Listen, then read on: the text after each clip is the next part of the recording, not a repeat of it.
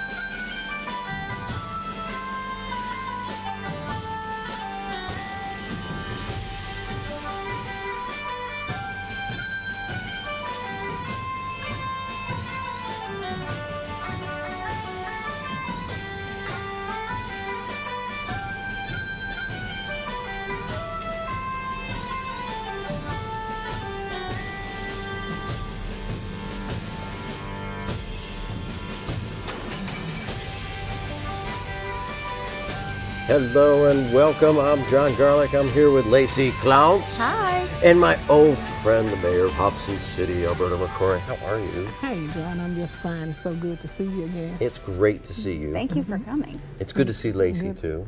And good to How are meet you, Lacey. Nice to meet you. Good to see you too, John. Yes, and you. So, Miss Mayor, Yes. it's been a long time since we had you on the show, so there's tremendous updates from Hobson City, right? Absolutely. So you've got some big events going on. So why don't you just kind of... Hobson City is historically one of the most significant places in the county. Lacey, you're not from around here, so No. you should know this. So give our audience and Lacey a history of Hobson City. Okay, Hobson City is the oldest established African American city in the state of Alabama. Oh, wow. The town was established in 1899. We were originally part of the city of Oxford.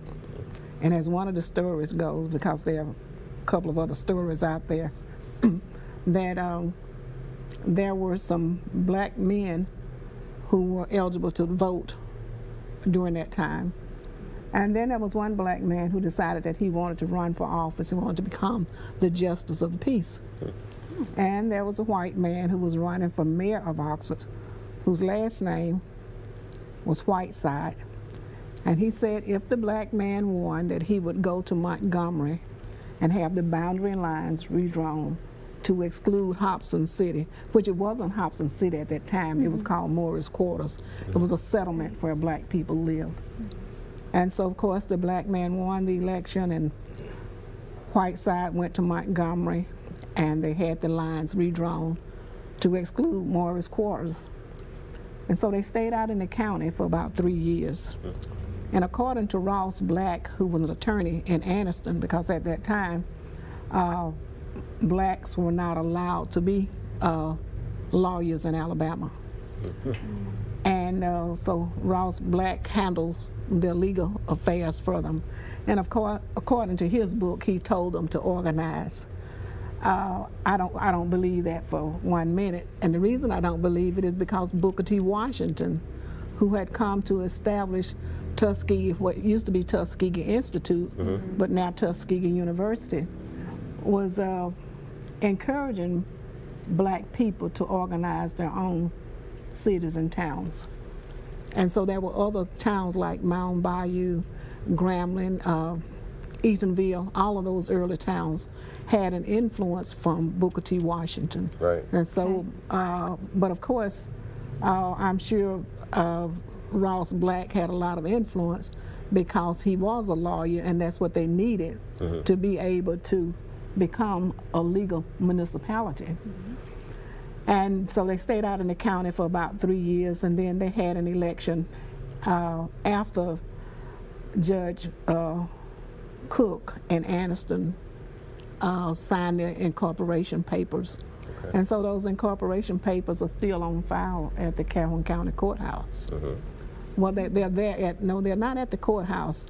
They're at the Judge of Probate's office. Yeah, there's probate office. So Judge all of those things would be at the probate office. At the Yep. probate office. And so that was, so they were organized and became a separate municipality on August the 6th, 1899. Wow. And so we've been there ever since. Had many challenges because after being organized in 1899, in 1909, the Alabama legislature abolished the charter. So they Really? abolished the town in 1909.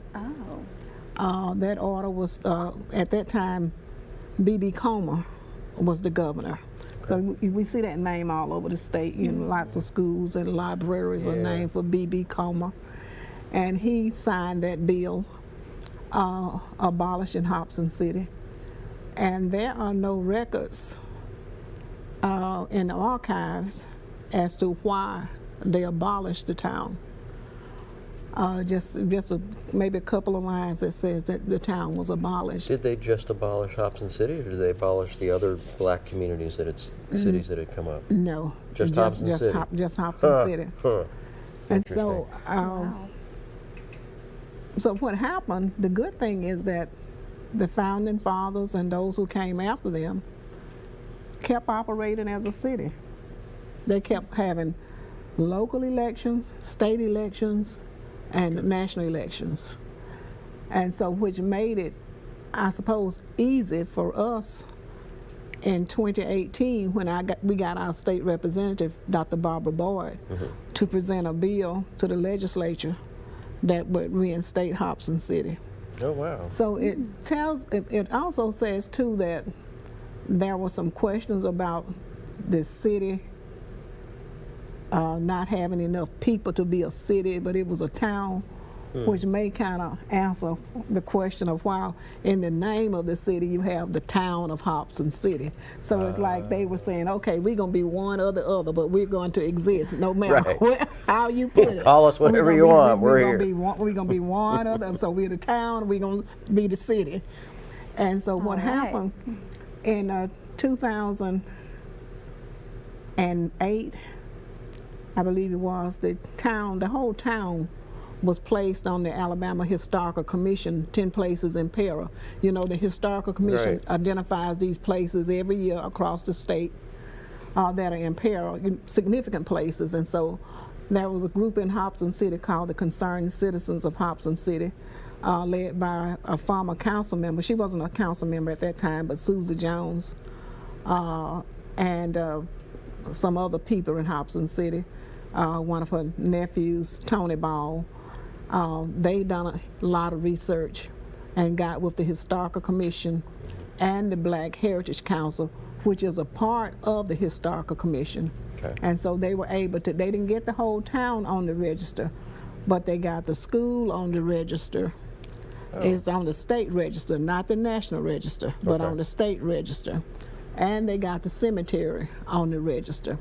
And so it was during that time that a gentleman by the name of Everett Fly, who lives in Texas, I think, I'm thinking he may be in Austin or San Antonio, but at any rate, he was a graduate of Harvard.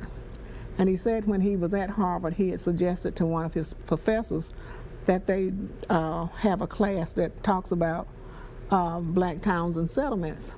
And so the professor said, why don't you lead that charge, so to speak? And so he had been doing a lot of research. And he'd already, when we met him, he had 25 years worth of research on Hobson City and other historical towns and settlements. And so when he came to us, one of the things he said is that your charter was abolished in 1909. And which is the reason some of the later books did not have Hobson City in there as a city. Right. And really, we didn't know what to do. I had been told, or we were told some years ago, that the city didn't get federal monies. And I believe it may have been in the late 70s when Reverend Stringer was mayor. They got money from the Department of Commerce to build a new city hall. But that has since been torn down. That was torn down, I think, in 2012. It was built in 1980, but it was a new structure that they were kind of exploring. That was supposed to be solar heating and air and all this stuff. Oh, wow. And so a lot of things didn't go right, so there were some structural problems, and so they ended up tearing it down. So, you know, we get money from the state, and, you know, we can apply for money from ADECA, but as far as applying for money from USDA and those other agencies, we could not apply for those funds because we were not a city, and we were not on the state register of cities in the state of Alabama. Huh. And so I took office in 2008, and we talked about it, and just didn't really know, because of how things were, how much of that affected whether or not we got funds or not. Right. And we applied for a grant from USDA for our water system, water and sewer, $1 million. And that was not a whole lot of money for a system that really needed a whole lot more attention than that. But we applied for that, and it may have been in 2012. And we did not get that grant. So we applied again, because one of the things that we had to make sure that our financial records were straight, that we had our audits, you know, in a timely manner. So there was some house cleaning that we had to do, so that we could show that, you know, we were capable of managing and doing what needed to be done. And so that happened as a result of, you know, just getting with the people who could help you make sure your audits were in place, and, you know, having the people with the right skill sets to do some of the things. Not that people were dumb or illiterate or anything, but when you are in a position where you don't have anybody else to tell you and teach you what to do, and you're kind of on your own. And I look at what they went through and what they had to do. They did a damn good job with what they had to do. You know, absolutely. I hope my bishop didn't hear me say that. But, he'll forgive you. But they did, and I just have to applaud them. And the two living mayors, we recognized them last year at our Founders Day, because they did, as my brother would say, a yeoman's job with what they had. And so a gentleman came to me one day. He worked for USDA, and he said, check your charter. And so someone else had told me that someone with the planning commission, the person who was the executive director at the time, said Hobson City was not a city, it was just a community. And I said, no, we were established in 1899, you know, knowing that much, Right. but didn't know these other little pieces. And so I called the Department of Archives, and the gentleman told me that, you know, the charter was abolished. And so, well, what do we do? So there were two things that we could do. One was to have a statewide referendum with Hobson City on there, having the people across this state to vote on whether or not Hobson City would be a black city. You know, I wasn't about to chance that, not in Alabama. Right. And the other was to get, do you know your state representative? I said, I know her quite well. She taught me French in high school, and she used to be my homeroom teacher. And really, when I told Dr. Boyd about what we needed to do, she was hesitant about doing it. Ooh, can we take a break? Sure. And we'll come right back and talk about how you convinced Barbara Boyd to do the right thing. All right. We'll be right back here. Stay with us on The John Garlick Show.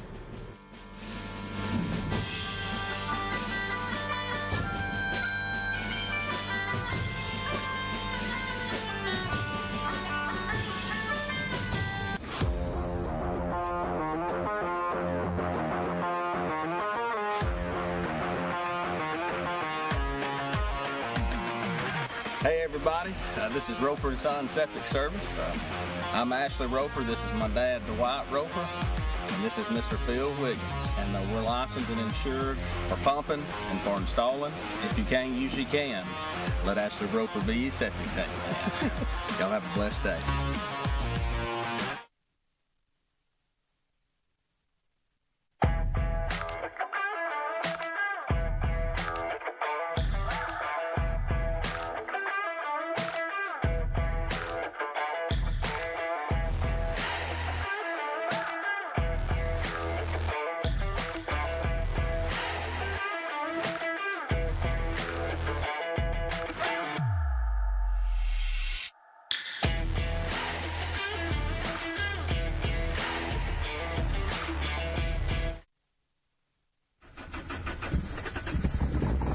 What's going on, everybody? Scoot from Hooligan Harley, your one-stop shop for all your motorcycle needs, ranging anywhere from our new and pre-owned motorcycle inventory, all the parts and accessories you could ever ask for in our parts department, all the gear you could ever need while riding in our motor clothes department, and of course our award-winning service department.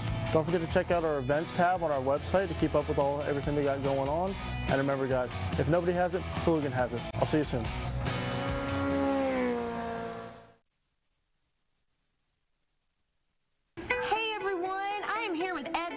General Manager at Greenway Chrysler Dodge Jeep Ram. Ed, why should someone stop by here when they are looking to make a car purchase? To give us the opportunity to show you the new management team here at Greenway, and also give you the opportunity to meet some of the sales associates that we have, experience maybe something with the service department. Also, we have a large parts department. We have a lot of different things here at Greenway that we can offer. Come see us today at Greenway Chrysler Dodge Jeep Ram.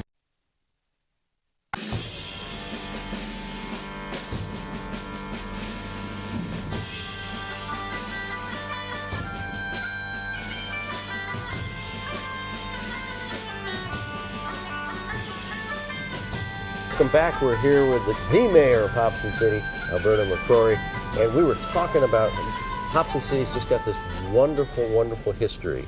And you were telling us how they were formed, and then 1909 the charter was revoked, and you guys just kept going as a city. I mean, this is the same spirit that we had during the Revolutionary War. You know, this is the indomitable American spirit that says, you know what? Nah. We're going to keep on fighting. We're going to keep on doing it. So when we went to break, you were talking about how you had contacted Dr. Barbara Boyd, and she was a little hesitant.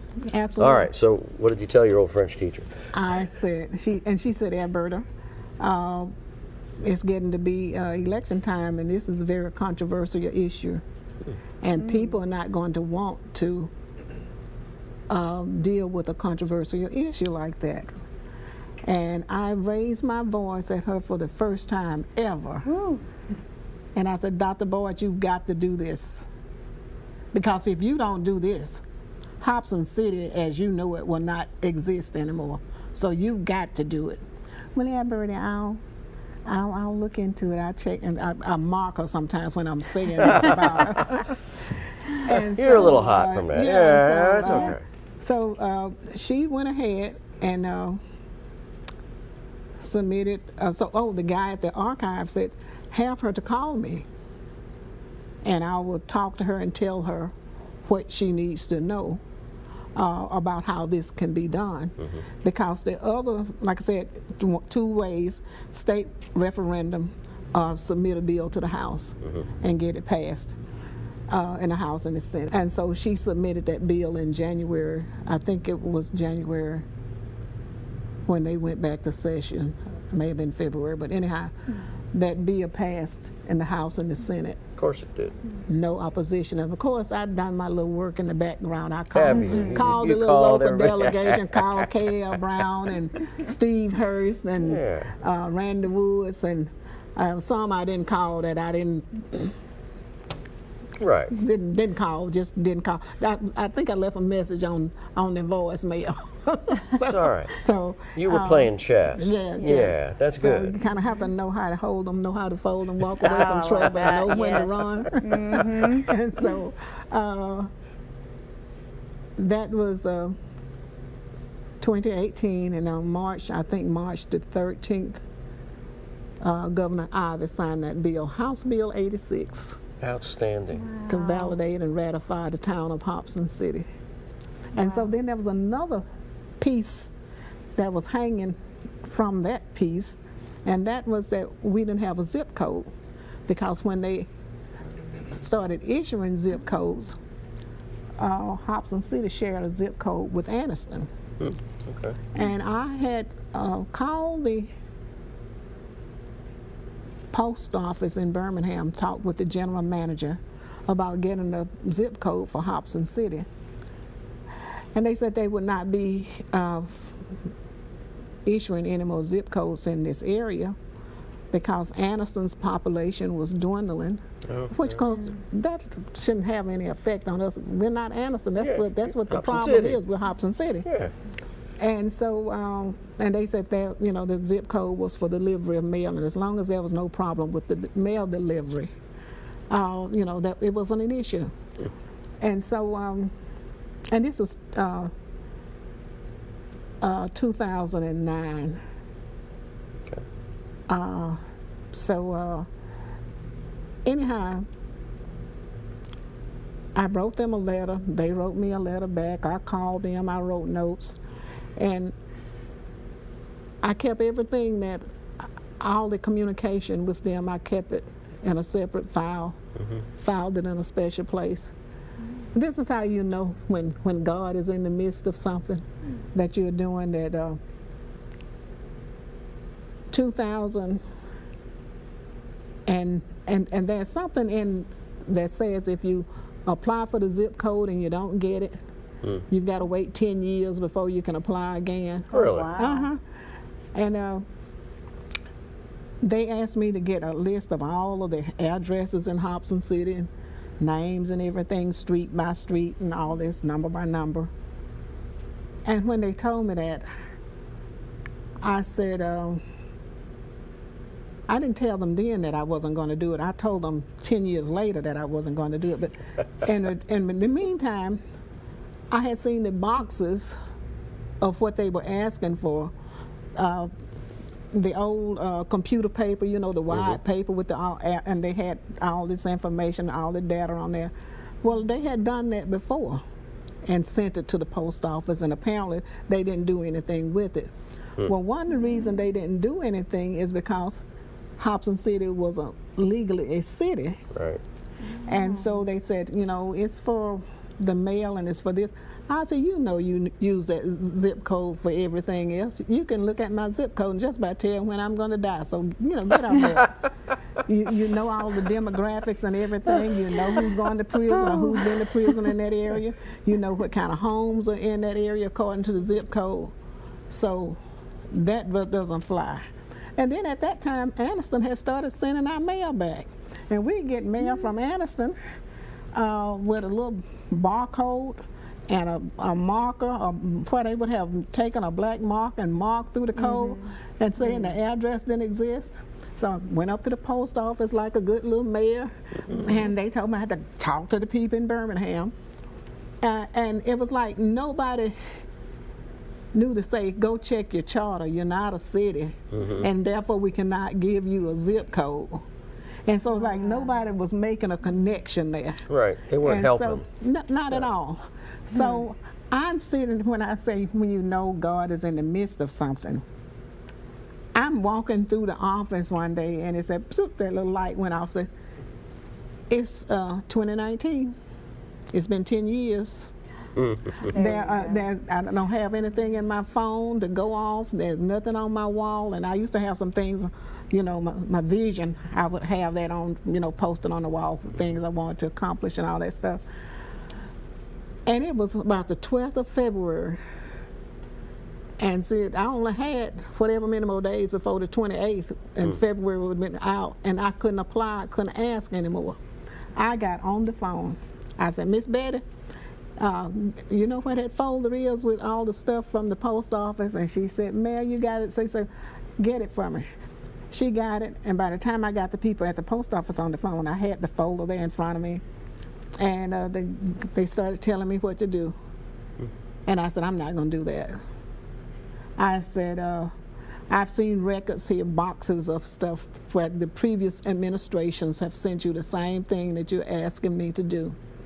So there must be a way for you to do this. And I said, and the reason I know that, I said, you're the U.S. Postal Service. I said, do people in other states have different policies and procedures of doing things than what you have?